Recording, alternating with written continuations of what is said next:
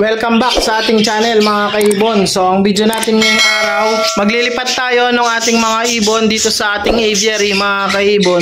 Bali tatanggalin na muna natin yung ating aviary mga kaibon dahil nga plano natin magdagdag ng mga cages natin.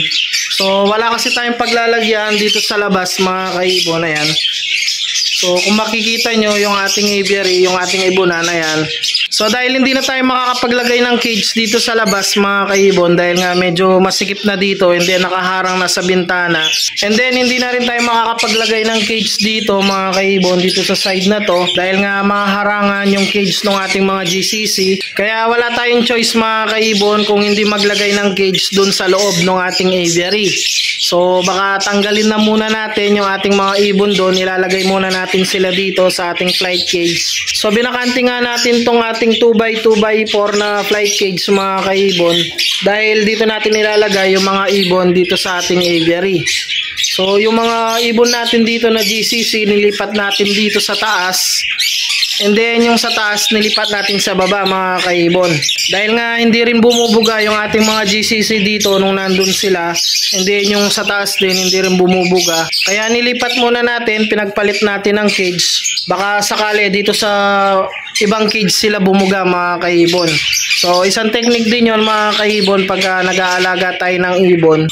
So minsan namimili sila ng lugar at pwesto kung saan nila gustong mangitlog mga kaibon. Kaya ang ginagawa natin, nililipat lang natin sa ibang cage. Baka sakali doon nila magustuhang mag-breed mga kaibon.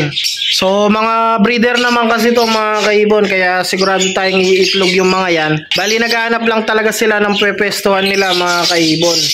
Bali ang plano kasi natin dito mga kaibon dito sa ating aviary, tatanggalin na muna natin and then maglalagay tayo ng mga cages dito mga kaibon. Kasi nga dadagdagan natin yung mga breeder natin so wala tayong pwestuhan ng mga cage.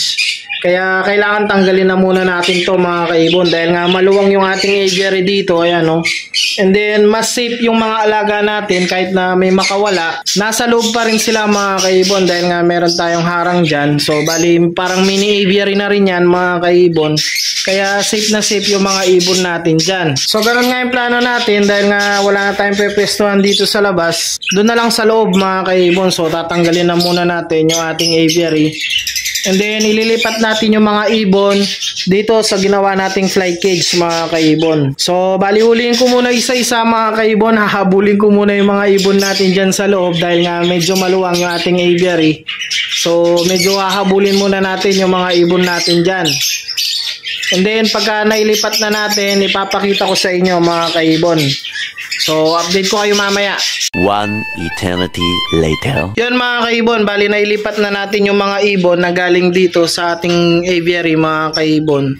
So nilipat na natin dito sa ating double cage dito, ayan. So meron tayong Lutino Opa dyan mga kaibon, mga Inoline Lutino. And then may mga Budgie tayo at Parakeet dito. And then meron din tayong Alps 1 dito mga kaibon at Alps 2. So nangitlog na nga dito sa baba yung Alps 1 mga kaibon, ayan o. Nangingitlog nga yung mga Alps 1 natin pero tinanggal na rin natin mga kaibon dahil nga gagamitin natin tong aviary natin. So tatanggalin na natin lahat yan mga kaibon and then maglalagay tayo ng mga panibagong cage na double cage para sa mga ilalagay nating bagong ibon. So ayan, bali yun na muna yung video natin ngayong araw. Update ko na lang kayo sa susunod na video mga kaibon dahil nga aalis tayo ngayon para makakuha tayo ng cage at baka makakuha na rin tayo ng ibon. So update ko na lang kayo ulit sa susunod nating video mga kaibon. So huwag nyo kalilimutang mag-like, share, and subscribe. And i-click nyo na rin yung notification bell para updated kayo sa mga susunod pa nating videos. So happy breeding sa inyo mga kaibon and ingat!